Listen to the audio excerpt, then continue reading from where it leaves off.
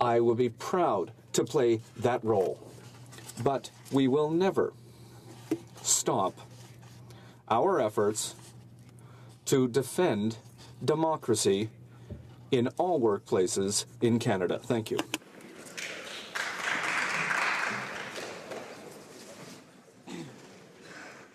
Statements by members. The honourable member for Ottawa South.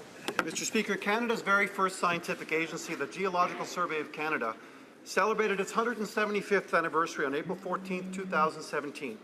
In 1842, 25 years before Confederation, its founder and first director, William Logan, began by assessing our mineral wealth, our very first natural capital indicator. Traveling by horse, by foot, by canoe, mostly through uncharted wilderness, its early scientists described and recorded Canada's geology, geography, resources, inhabitants, and our wildlife. They were, in effect, the government's official explorers.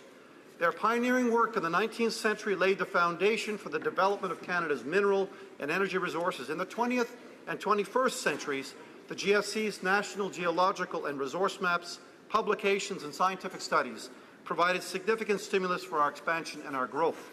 I ask all members to join me in congratulating the Geological Survey of Canada on 175 years of groundbreaking, outstanding service, and wish them every success in their future projects.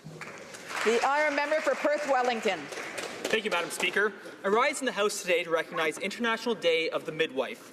Celebrated on May 5th of each year since 1992, International Day of the Midwife recognizes the hard work and care of midwives around the world.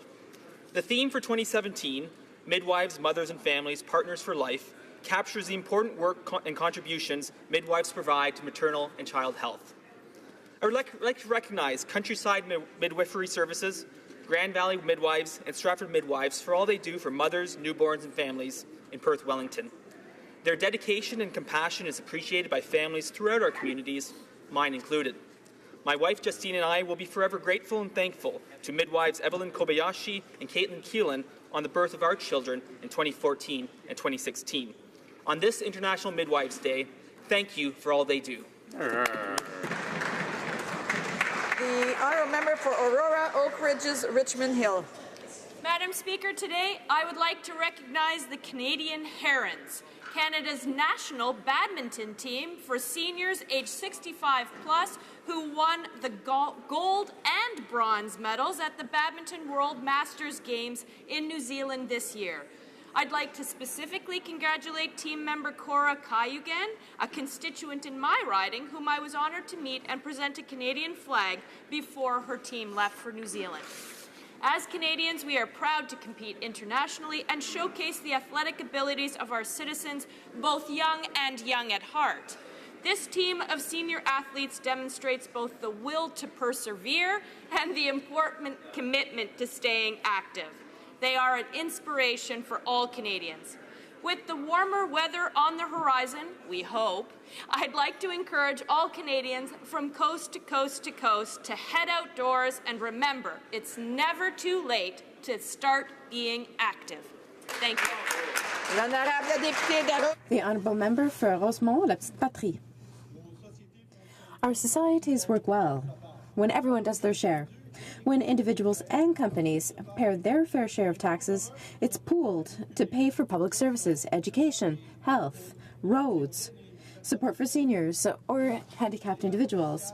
Unfortunately, tax evasion and tax havens destroy this whole system. If you are a big company or a millionaire, you can send your money to a tax haven and you can laugh all the way to the bank. But for us here, we don't think it's funny. It's a loss of $7 billion a year. With all that money that is lost, university tuition could be paid for every student in the country, or 34,000 doctors could be hired. Or we could fill 50,000 potholes, 50 million potholes. Let me tell you, in Montreal, that would make a difference. And the NDP knows which side it's on. When are the Liberals going to take this scandal seriously and question the agreements we have with tax havens like Barbados or the Cayman Islands, which cost us fortunes? The honourable member for Egmont.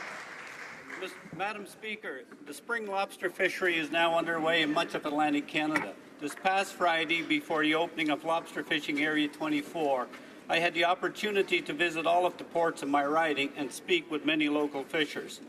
By itself, the lobster fishery is a major component of the island economy.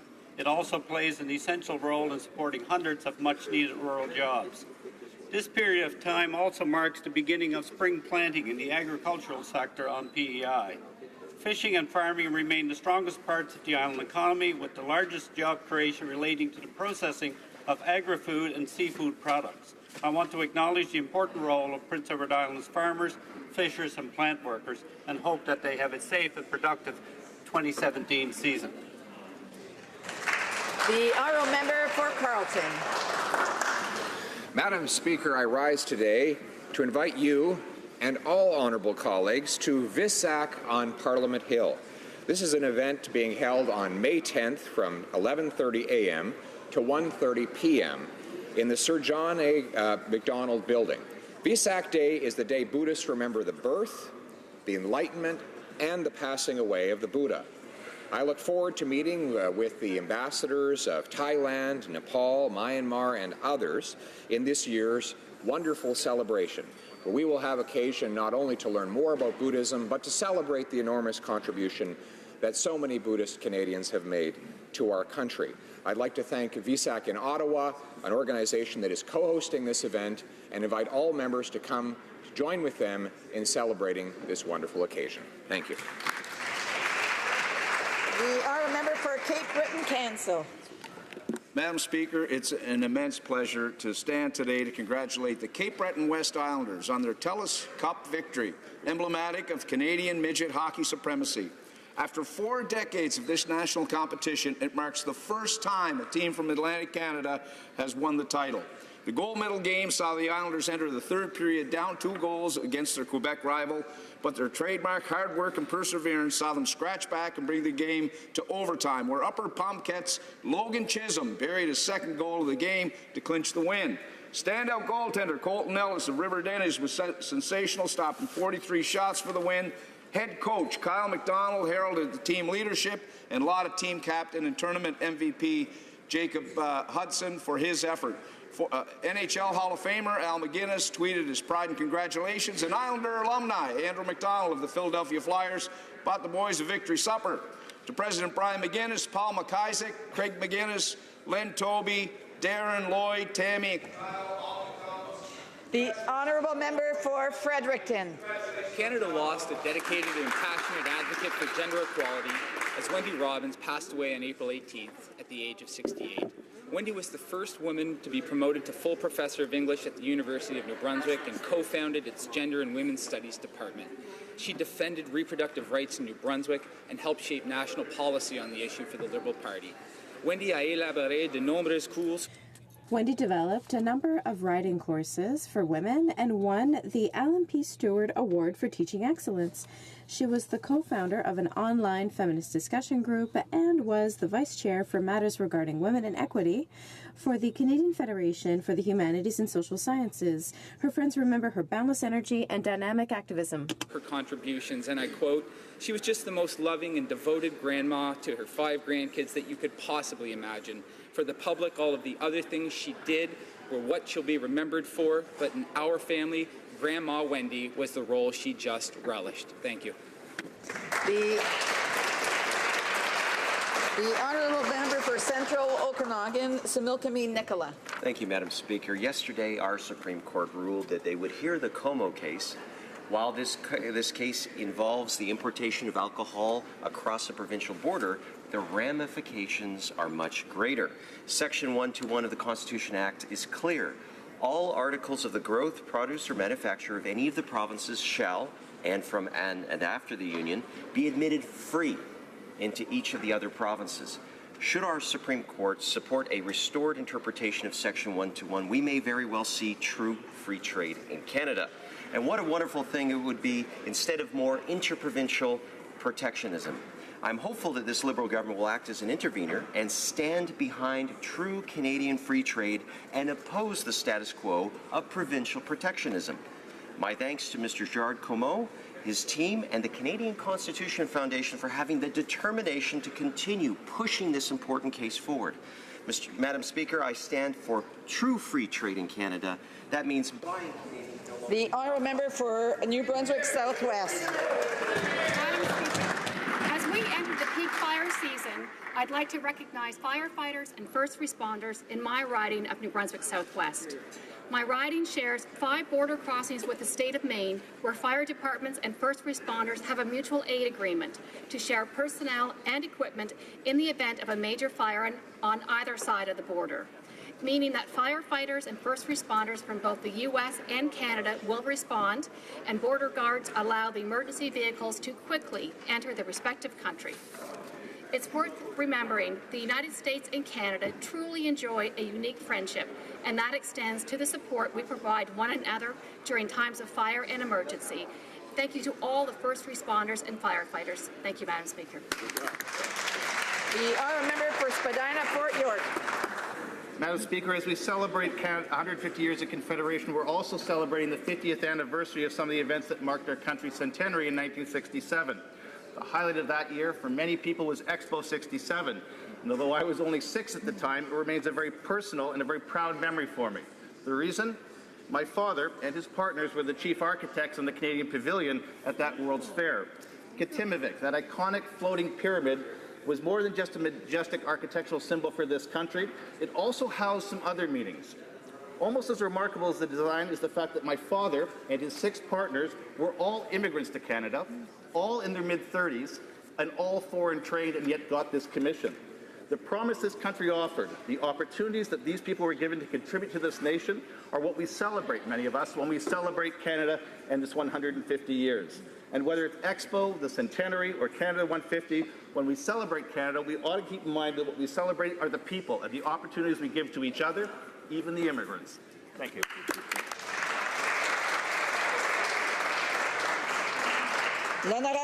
The honourable member for Charlebourg, Haute-Saint-Charles. Madam Speaker, let me educate the Liberal benches on Canadian military tradition. During the Second World War, the Chaudière Regiment, like the other units of the Canadian Army, always gave everything to reach the stated objectives in spite of the means used. They had to fight on the most difficult terrain. On D-Day, they made the greatest breakthrough. They defeated the Germans in the hedgerows. They took Caen, Falaise, and freed the ports of Escaut. They did what they were asked to do without protesting. I can confirm, because I had the chance to meet some of these heroes, that they never appropriated for themselves the accomplishments of their brothers in arms. Never did they publicly brag about their accomplishments, taking this tradition into account, and that the minister has sullied it by appropriating for himself the success of Operation Medusa. There's nothing left for him to do but resign. The honourable member for Gatineau. Thank you, Madam Speaker. On behalf of my colleagues for the Outaouais, it is with emotion, concern, and consternation that we monitor the situation of flooding in Gatineau and in the entire Outaouais region, whether it be on the Quebec or Ontario side. We stand with our fellow citizens who are living through a very difficult time. I would like to personally thank the Mayor Pedno-Jovin, councillors, officials, and municipal employees throughout the entire region for their support and their tireless work. Thank you, above all, to the volunteers, the baseball teams, people in the neighborhoods, and first responders who watch over our citizens day and night. I feel reassured that the ministers of public safety and national defense are monitoring the situation closely and that they will respond to all calls from relevant authorities. As MPs, we experience a great deal of emotion in these types of situations. My thoughts are with the residents who are affected by the rising waters. Thank you.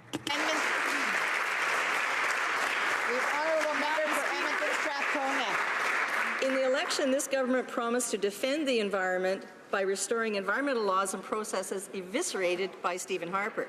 Yet now in office, the Liberals just repeat that tiresome Conservative refrain, we're balancing environment with economic development. Despite endless consultations, they've not enacted a single new strengthened environmental measure.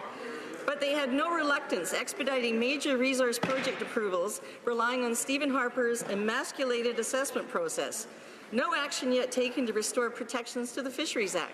The Liberal majority Transport Committee has recommended against restoring the Navigable Rivers Protection Act.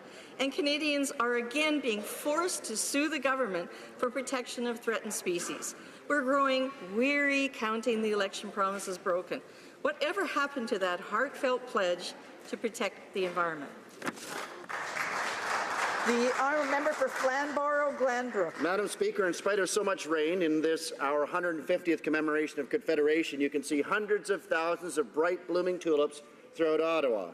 While the tulips are beautiful, we must remember that they commemorate important events in our shared history with the Netherlands. Today, May 5th, is Dutch Liberation Day, this being the 72nd anniversary. On May 5th, 1945, the Nazi occupation of the Netherlands finally ended.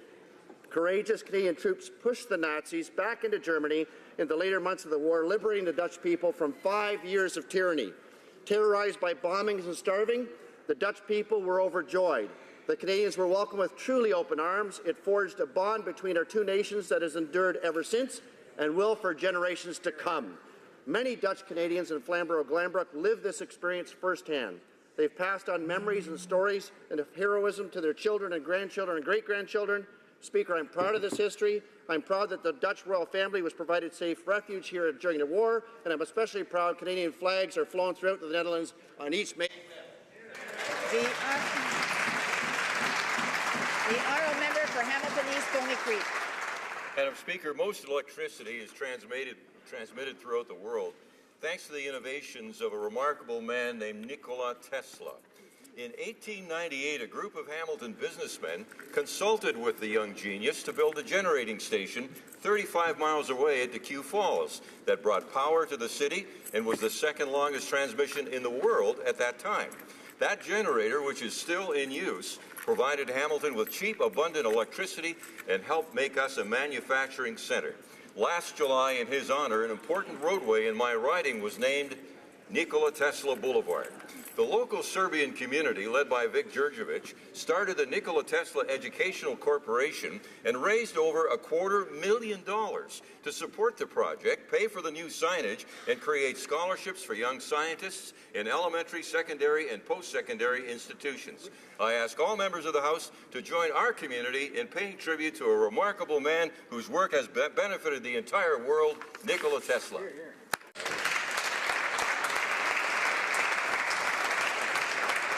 Oral questions, questions orales. The Honourable Opposition House Leader. The Defence Minister misled Canadians by claiming at least twice that he was the architect of Operation Medusa.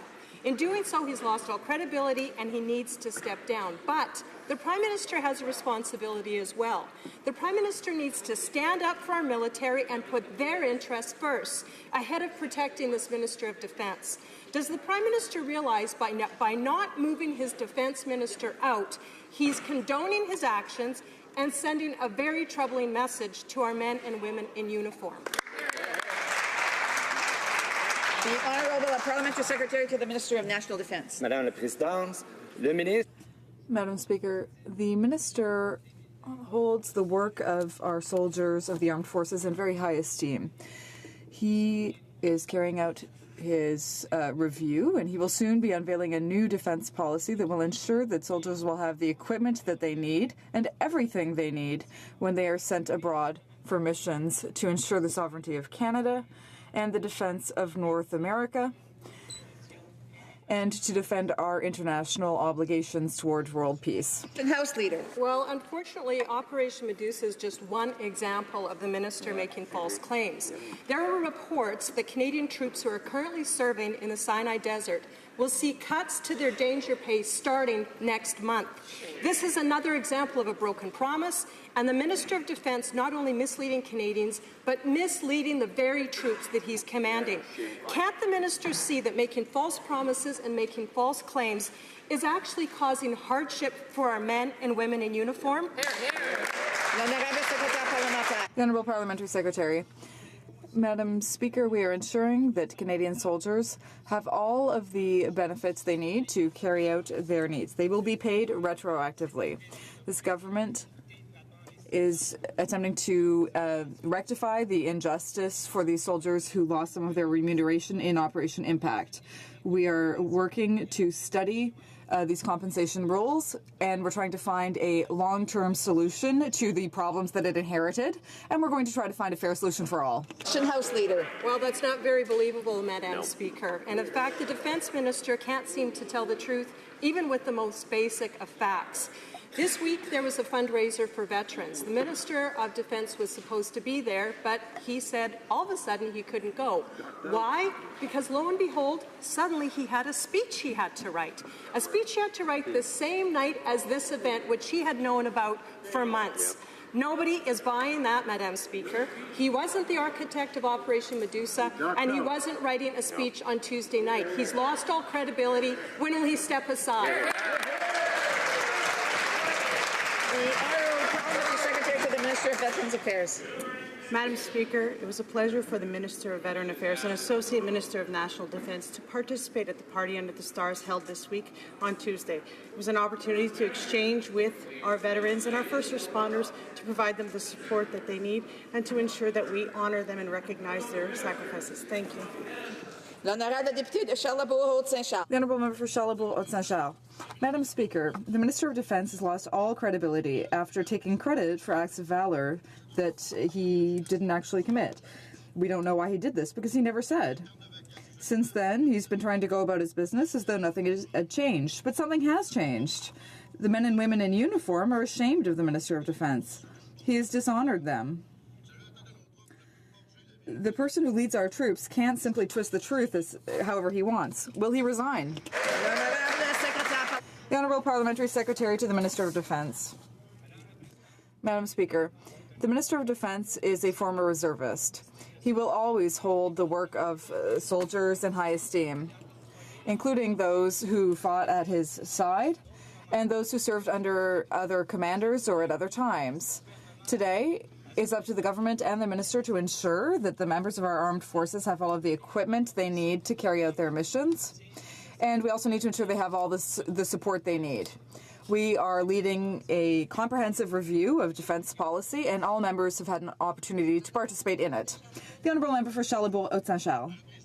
Madam Speaker, this issue of stolen valour is just the straw that broke the camel's back. The minister has lost the support of our men and women in uniform. It's sad to see the Minister of Defence clinging to his position like it's a life raft. When you make a mistake, the honourable thing to do is not just apologise, but to take the appropriate action. In this case, the only appropriate action is to resign. Will he resign, yes or no? The Honourable Parliamentary Secretary. Madam Speaker, it's unfortunate that the member for Charlebourg-Haute-Saint-Charles was absent last night from the ball commemorating the Battle of the Atlantic because the minister had a very excellent reception there. There were officers and cadets who wanted to meet him, take pictures with him, and I could see that the veterans there and all the people there enjoyed the reception, and that his credibility is very strong among our armed forces. First, to please keep it down. The Honourable Member for Rosemont-la-Petite-Patrie. Thank you. Madam Speaker, the Liberal government has stuffed their budget bill with a whole pile of measures, turning it into an omnibus bill, contrary to what they had promised. Among other things, they attack the parliamentary budget officer. They're limiting his ability to undertake new studies mid-year. They're preventing members from calling for inquiries into subjects that the government doesn't like. And strangely, they're asking the parliamentary budget officer to submit his work plan to the speakers of the House and the Senate. So, I have a very simple question. What happens if they say no? The Honourable Government House Leader. Madam Speaker, our government is determined to make the Parliamentary Budget Office more independent, and that is the main intention of the bill that was recently tabled before the House. As I said yesterday, we've said very clearly that we are open to amendments, and we hope that the bill will move to committee study so that it can be studied in detail and so that we can have a discussion about the good ideas that might concern the Parliamentary Budget Office. Thank you. And Powell River. Liberals pretend they want to ban omnibus bills, but refuse to break up their omnibus budget bill. That's called hypocrisy. The Liberal omnibus budget changes almost 30 different laws, including restricting the PBO's mandate that Liberals once said needed to be a truly independent watchdog. Either the Liberals only pretended to care about transparency to get elected, or they abandoned their principles once they did. Which is it? The Honourable Government House Leader. Madam Speaker, I appreciate the opportunity to actually rise in this House and to respond to that question directly, because when it comes to omnibus legislation, we are the ones proposing that the Speaker be able to separate omnibus legislation if there are concerns. When it comes to all measures in the Budget Implementation Act, they are directly from the Budget 2017 presented and passed in this place. When it comes to the independence of the Parliamentary Budget Officer, we support the independence. That's why we're saying let's get the bill passed second reading, send it to committee so they can do the work. Thank you. The honourable member for North Island Powell River. So no answer. Another Trojan horse in the Liberal omnibus budget is the infrastructure bank, which aims to privatize infrastructure and services. Internal documents reveal that representatives from the private corporations helped the Liberals set up this billion-dollar privatization bank. Liberals spent months working with private sector advisors preparing for a closed-door meeting at Toronto's Shangri-La Hotel. Of course. My question, can the Liberal minister define conflict of interest? The Honourable Parliamentary Secretary to the Minister of International Trade. The bank is designed to help attract private capital where it makes sense to new projects so that we can build more transformational infrastructure across Canada. The Infrastructure Bank, and let's be clear about that, is only $15 billion out of more than $180 billion transformational plan. The Infrastructure Bank will be an optional tool for our partners to use, should they do so. No municipality, province, or territory will be forced to use the bank, nor will they be punished for doing so. Madam Speaker, this government takes counsel, it does not take orders. The Honourable Member for Rosemont-la-Petite-Patrie. Only $15 billion. Well, that's interesting. In its omnibus bill, the Liberals have created this infrastructure investment bank, and today we learned who's really pulling the strings of this enormous bank, which is like a huge trap for taxpayers. BlackRock is the largest private investment group in the world. BlackRock helped the government set up the bank. BlackRock advised the Liberal government about its public communications. BlackRock will be a client of the bank and will make profits off of it, huge profits. Is this bank for our communities, or is it for a privileged group of the government's buddies? Who is directing the state? Is it BlackRock? The Honourable Parliamentary Secretary. Madam Speaker, the bank aims to attract private funding for new projects so that we can build new transformational infrastructure all across Canada. The Infrastructure Bank, once again, represents $15 billion out of over $180 billion of our plan. The bank will be one of the tools that our governments can use, that our partners can use if they want. No municipality, province, or territory will be forced to use the bank. It is simply one tool among many, and it has a clear goal of creating high-quality 21st century jobs. Thank you, Madam Speaker. Middlesex. Madam Speaker, last night the Prime Minister kicked his Cash for Access fundraising scheme back into high gear. But just 3 nights ago, the Defence Minister bailed at the last minute and for no good reason on a high-profile fundraiser for Afghanistan vets. The Liberals are showing where their priorities are, and it's not with our military or our vets. Why does this Liberal government make time for people with big checks to the Liberal Party, but can't find time to attend fundraisers for our vets and troops? The Honourable Minister of Democratic Institutions. Thank you, Madam Speaker. Improving this country's democracy means ensuring that political parties raise funds from the public in a more open and transparent manner. That is why we are taking action. Canadians have a right to know even more than they do now. Political parties and leadership campaigns will be required to promptly and publicly disclose fundraising event information. We will continue to take action to make government and all aspects of our democracy more open and transparent, and I encourage all parties in this place to do what they can for openness and transparency. Thank you, Madam Speaker. The honourable member for Medicine Hat, Cardston, Warner. Madam Speaker, my riding of Medicine Hat, Cardston, Warner is home to CFB Suffield. I was elected to stand up for all constituents, including those military personnel and civilian staff who bravely serve our country. The Defence Minister made a choice to embellish his service record and continually chooses to mislead Canadians. He has lost respect, trust, and confidence of not only our military, but also of Canadians. And without talking points, will the Minister do the honourable thing and please step aside? The Honourable Parliamentary Secretary for the Minister of National Defence. Madame la Présidente, le ministre. Madam Speaker, last weekend, the minister admitted that he had made a mistake in describing his role, and he stood up in this House last week and apologized. The minister's comments did not aim to diminish the role of any of his superior officers or his fellow colleagues. He apologized sincerely. The minister is proud to have served with an extraordinary team made up of Canadian soldiers as well as American and Afghan soldiers who all made Operation Medusa a success. Madam Speaker, as a former police officer and a soldier, the Defence Minister served Canada in an exemplary fashion. Now, as a Liberal minister, he has caught misrepresenting his service to impress an audience. Can the minister tell Canadians why he felt it was so necessary to abandon the truth about his role in Afghanistan?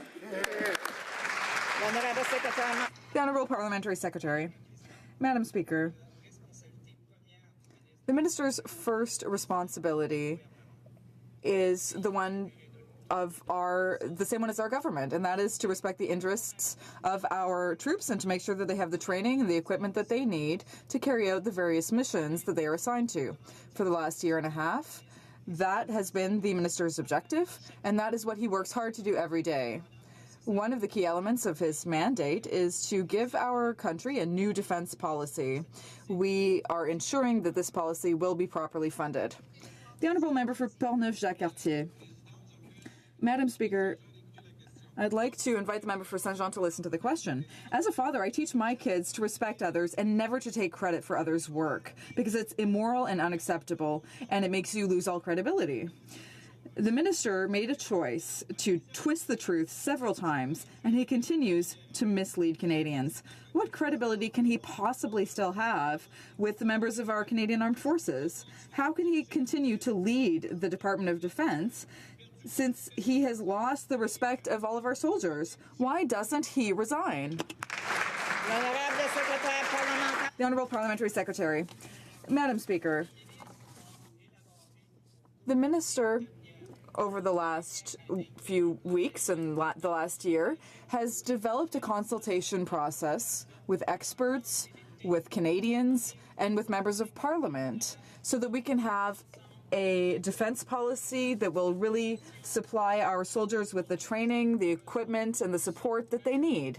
All of this in the goal of ensuring Canada's defense and the defense of North America, as well as world peace. The honourable member for Barrie Innisfil. Well, what the Defence Minister has not done is yet explain why he rewrote history. It wasn't a mistake, Madam Speaker. It was deliberate. His own spokesperson confirmed the minister had personally inserted the word architect into that speech in India. The Prime Minister's mandate letter to the minister mentioned the word honesty 8 times.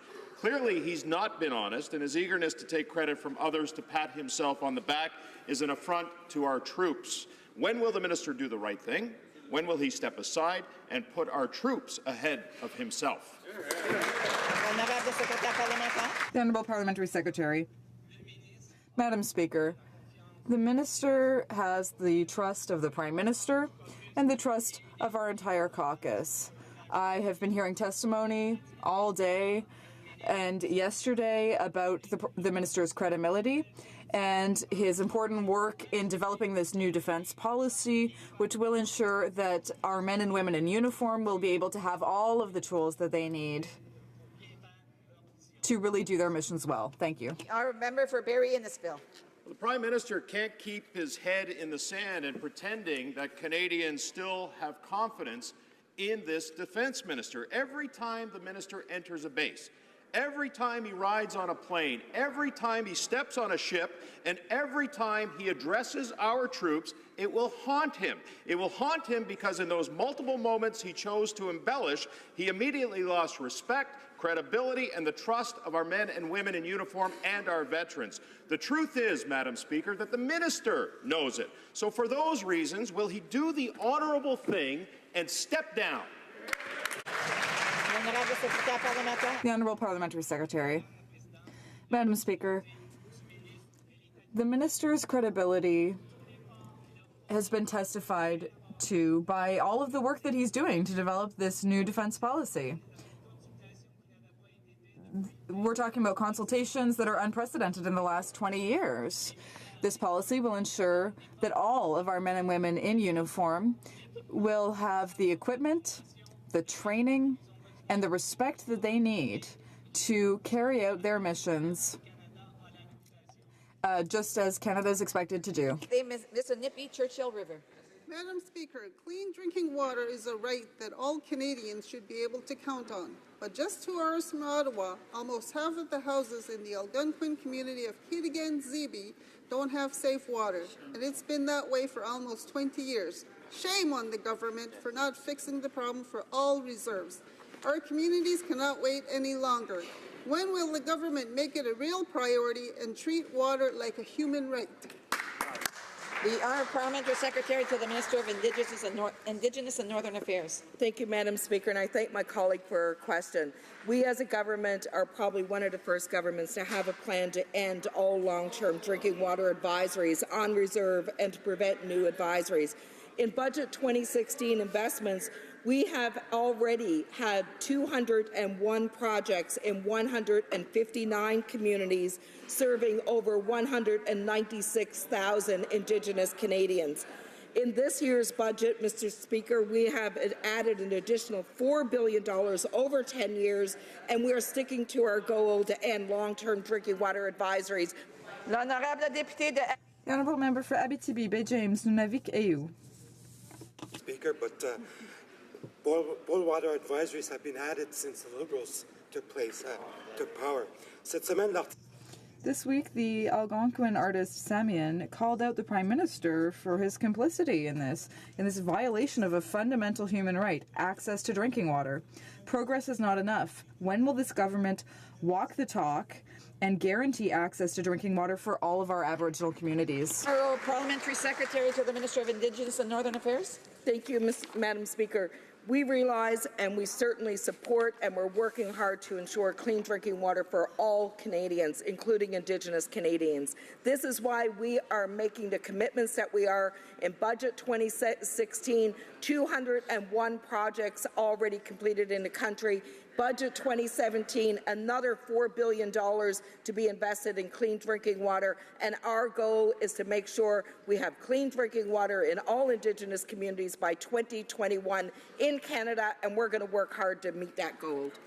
The Honourable Member for Central Okanagan, Similkameen Nicola. Madam Speaker, the Liberals are borrowing money and plan to funnel it to foreign billionaires to subsidize their profits. Now, make no mistake, that's what the Liberal Infrastructure Bank will be doing. Randall Bartlett, the chief economist for the Institute for Fiscal Studies and Democracy, has rightly asked, and I quote, "Why are we privatizing the returns for those assets when they would be going to the public sector?"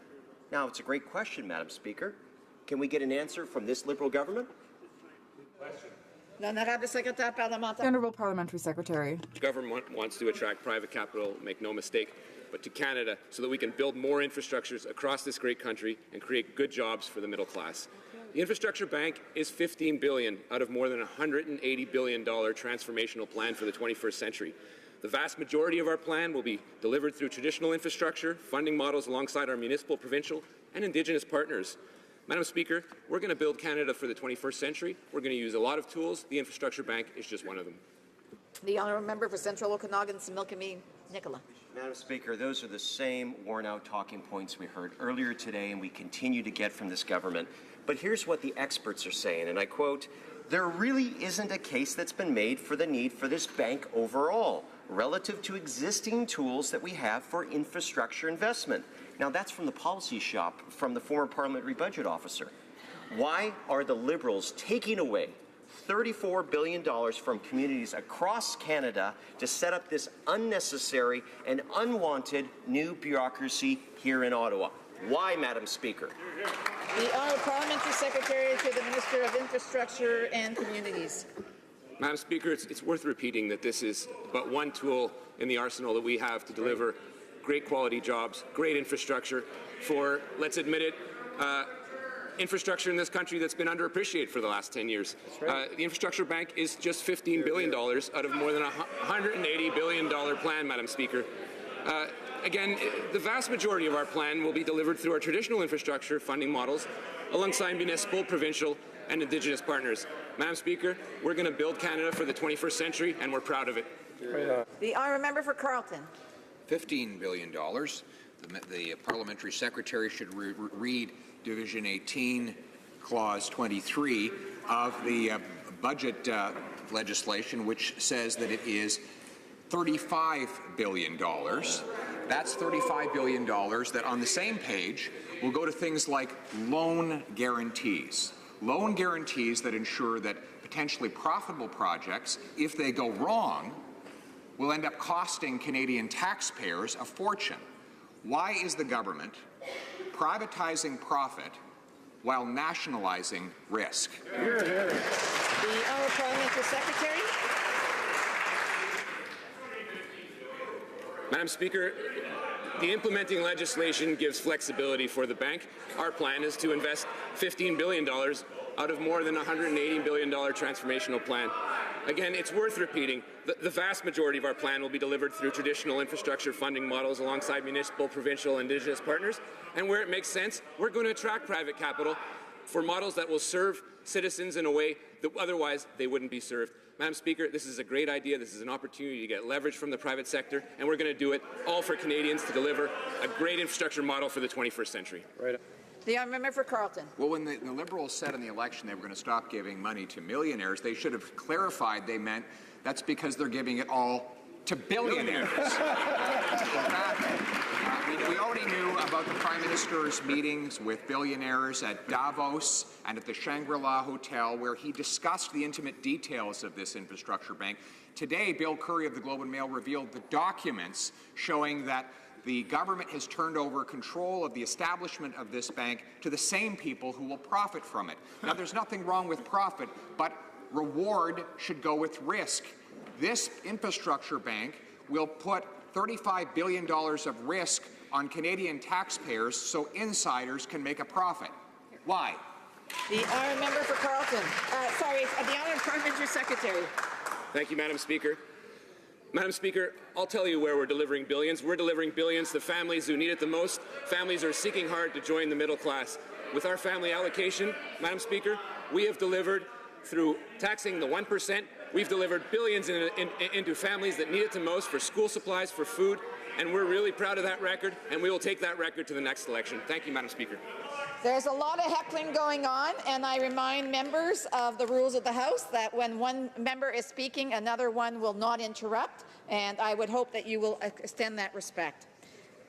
The Honourable Member for Edmonton Strathcona. Madam Speaker, the Prime Minister continues to stick with Stephen Harper's climate change targets that will not meet our international commitments. Worse, Environment Canada recently projected that we are set to miss even that low bar, exceeding our 2030 target by at least 30%.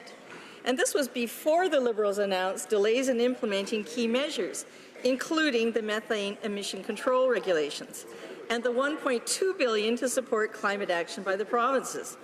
The solution is clear: ambitious targets, credible measures to deliver them, and transparency in reporting. When will Canadians see these actions? The Honourable Member for Environment and Climate Change. Thank you, Madam Speaker. I'm extraordinarily proud of the climate change plan that we were able to negotiate with the provinces and territories in consultation with Indigenous peoples.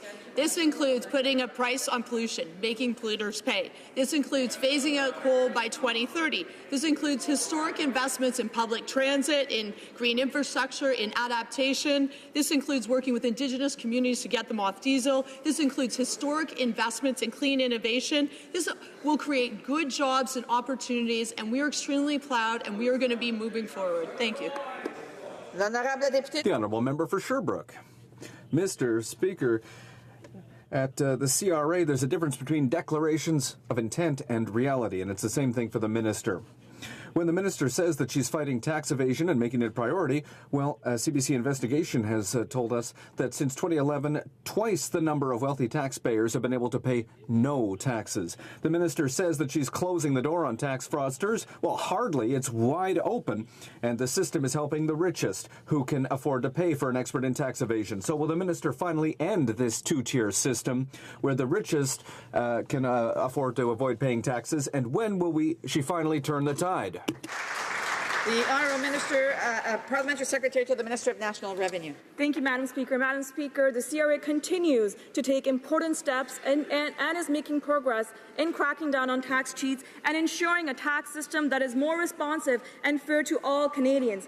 Building on previous investment of $444 million last year, Budget 2017 invests an additional $524 million to crack down on tax evasion and to improve compliance. The additional funding will have an expected revenue impact of $2.5 billion over 5 years. This is what Canadians expect, Madam Speaker, and that's exactly what we'll continue to do. Thank you. The Honourable Member for L'Honorable Député de Honourable Member for St. Boniface St. Vital. Speaker, our government was elected on a platform of building sustainable communities in cities and towns all over this great country. The City of Winnipeg is working with the federal government to rebuild our infrastructure for the people of Winnipeg. Alongside the federal government to rebuild our infrastructure for the residents who live in those communities. Can the minister provide an update on how the gas tax is benefiting the residents of Winnipeg?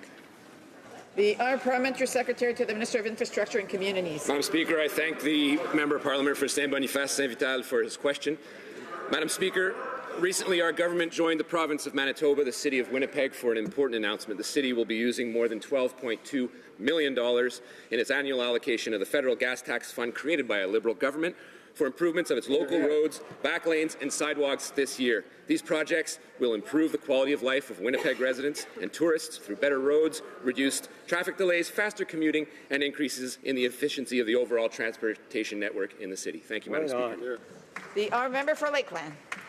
Madam Speaker, in Lakeland, Alpac near Athabasca leads in pulp, paper, biofuels and jobs, but the lumber mill near Boyle closed, cutting 11% of jobs and $12 million annual revenue from town. It was the biggest employer. Canadian forestry provides more than 370,000 jobs in over 200 communities, but with still no softwood lumber deal and new U.S. tariffs, livelihoods are at risk. Meanwhile, the Liberals add costs and red tape on energy, killing investment and jobs while the U.S. ramps up. When will the Liberals finally champion Canadian jobs and Canadian resources? The Honourable Parliamentary Secretary to the Minister of Natural Resources. Thank you, Madam Speaker. And our thoughts go out to those families, workers and communities affected by this very challenging situation. We are taking immediate action to help companies, workers and local communities affected by these unfair and punitive duties. We continue to work with our counterparts on the federal provincial task force on softwood lumber to help Canadian forestry workers and communities affected. Madam Speaker, we will vigorously defend our industry and our workers from the impact of this decision by the U.S. Commerce Department. Thank you, Madam Speaker. Honourable Member for Beauport, Côte-de-Beaupré, Île-d'Orléans, Charlevoix. Madam Speaker, we all know that the party opposite doesn't care at all about rural areas and rural jobs. The Liberal government had a softwood lumber agreement in its hands with the previous American administration, but they decided that they'd rather go to ball with Trump's team. Well, you know what? They missed the forest for the trees. Today, it's the forestry sector that is paying the price of their incompetence. A 24% increase on the price of Canadian softwood lumber imports. If the Liberals had an agreement, why did they let it go? And when will they start taking this file seriously? Softwood and our lumbers. Honourable Parliamentary Secretary for the Minister of Foreign Affairs. Madame la Présidente. Madam Speaker, the forestry sector in Canada maintains hundreds of thousands of good jobs for the middle class. We are strongly opposed to the decision taken by the American Commerce Department to put an unfair and punitive tax on Canadian imports. The accusations are unfounded. We continue to raise this issue with the United States, as the Prime Minister has done with the President. The Coalition has never offered terms which would be acceptable for Canada, so we want a good agreement, not just any agreement. I remember for Cypress Hills grasslands.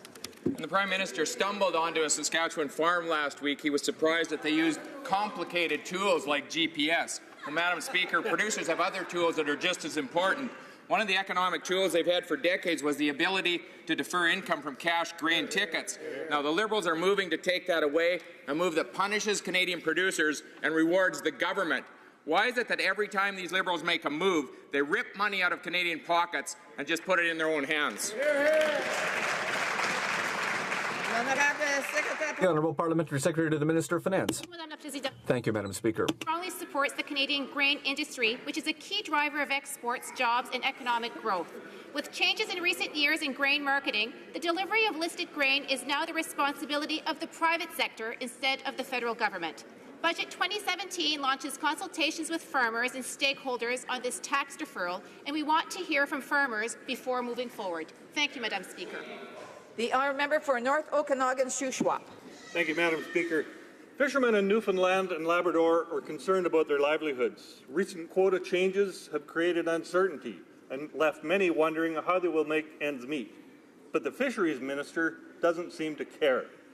Twillingate fisherman Richard Gillett had to go on a hunger strike for more than a week to even get a phone call.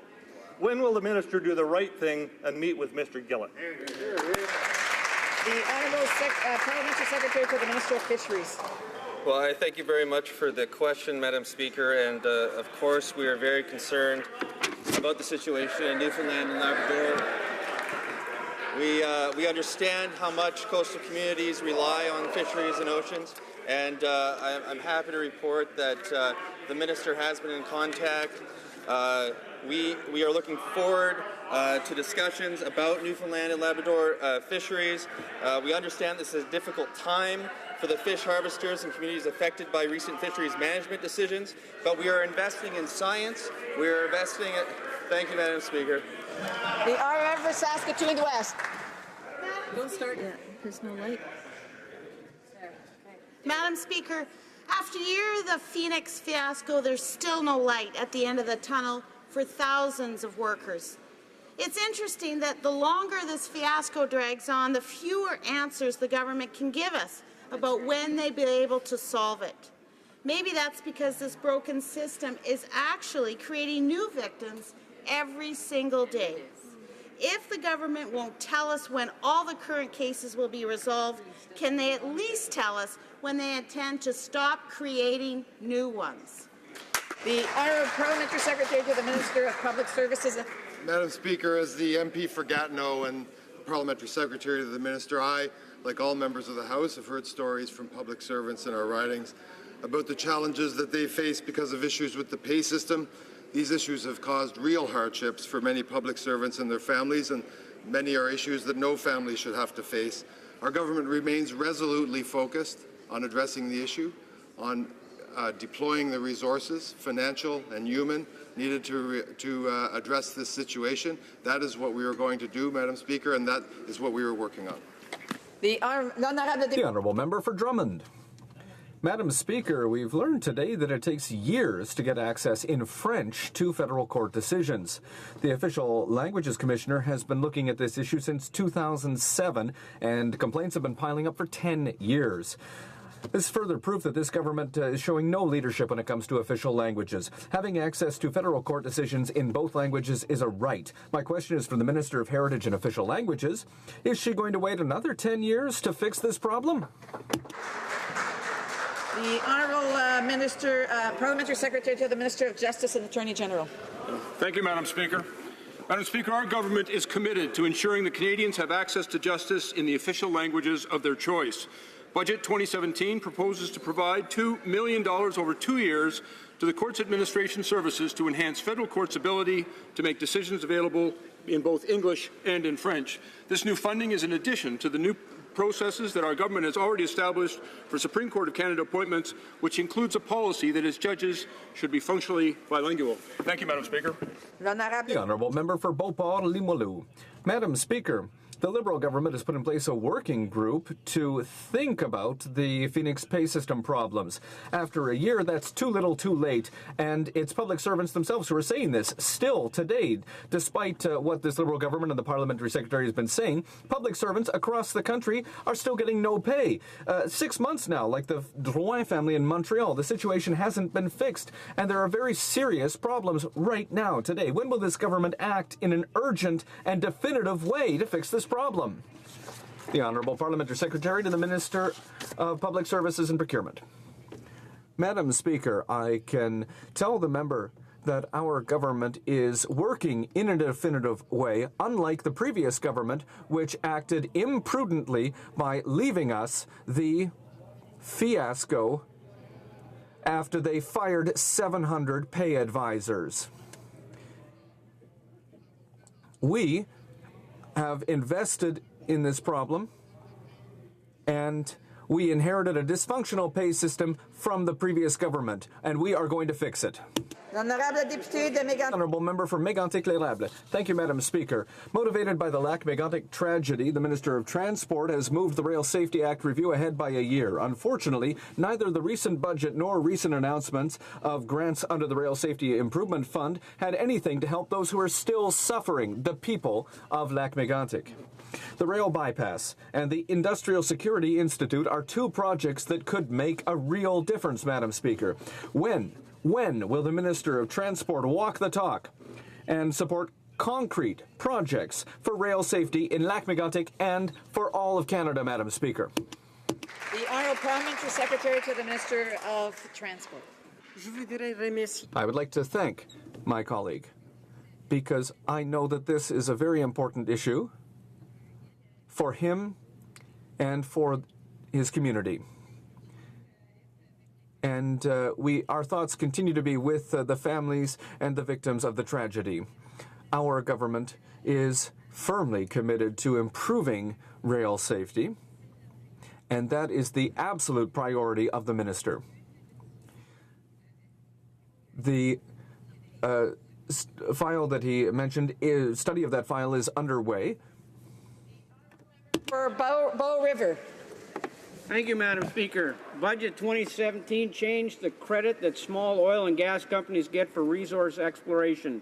This change will hurt a number of small businesses in Bow River and across Canada. The natural resource sector in Alberta is already struggling through tough times with low prices, and these Liberals just don't care. Why are the Liberals intent on phasing out Canadian oil and gas? The Honourable Parliamentary Secretary to the Minister of Natural Resources. Thank you, Madam Speaker. As a government, we understand the challenges workers and their families in the energy sector have had over the last few years. Our support for the energy sector reflects a balanced approach that ensures the environment is protected and good, well-paying jobs are there for Canadians. We did in 1 year what the previous government couldn't do in a decade, approve pipelines, while at the same time protecting our oceans, pricing carbon pollution, and working with Indigenous peoples. We believe our approach positions Canada and Canadians well. Thank you. Honourable Member for Chicoutimi-Le-Fjord. Madam Speaker, as the Minister of National Defence has often said in this House, we want to ensure that our forces have the resources, tools, and support that they need to carry out their missions. Will the Parliamentary Secretary to the Minister of Defence please give us an example of how this government intends to meet the goal of forming a modern, flexible, and better equipped military to meet the challenges of today and tomorrow? The Honourable Parliamentary Secretary to the Minister of National Defence. I'd like to thank the Honourable Member for Chicoutimi-Le-Fjord for his excellent question and for his remarkable work in his region. We have the responsibility to take care of the men and women of the Canadian Armed Forces by giving them the resources they need. On April 24th, the minister announced the construction of 2 new buildings in Bagotville with an investment of $95 million, which will improve infrastructure and give our forces the tools they need to meet the challenges of the 21st century. Member for Calgary-Shepherd. The Liberals have spent the last 18 months cozying up to dictators while Canadian citizens are detained and abused overseas. The latest case is China's arrest of Kian Soon, a Canadian citizen.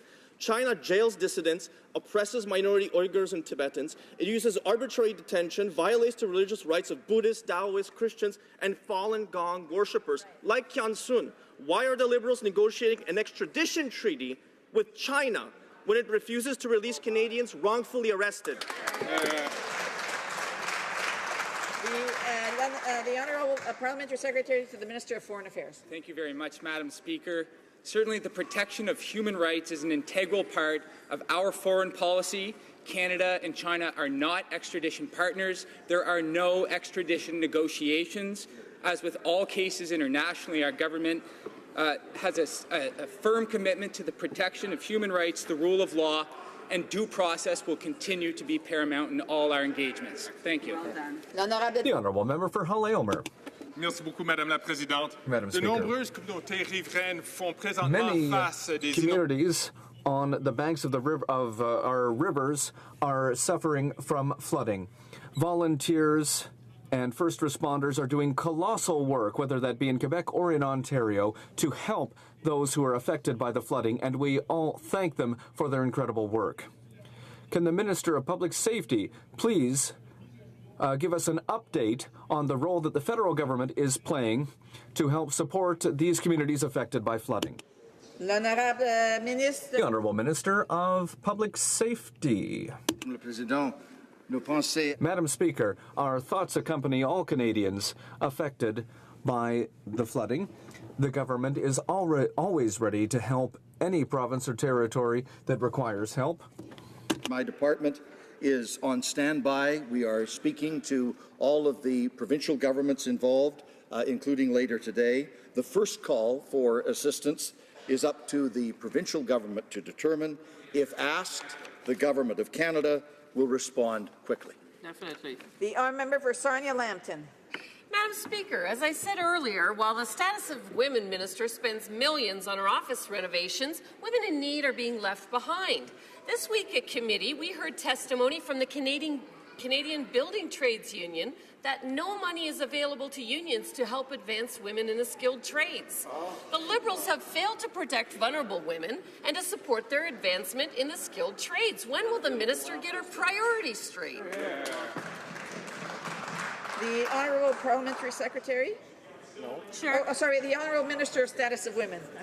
Madam Speaker, I thank my honourable colleague for an opportunity to acknowledge the significant contributions that the labour movement has made to gender equality in Canada. I'm sure we can all agree that a healthy NGO sector is also vital to the well-being of women and girls in this country. That's why we have funded over 300 projects across the country to address gender-based violence, to improve economic outcomes and leadership for women and girls.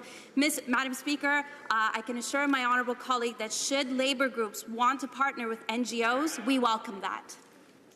The Honourable Member for Repentigny.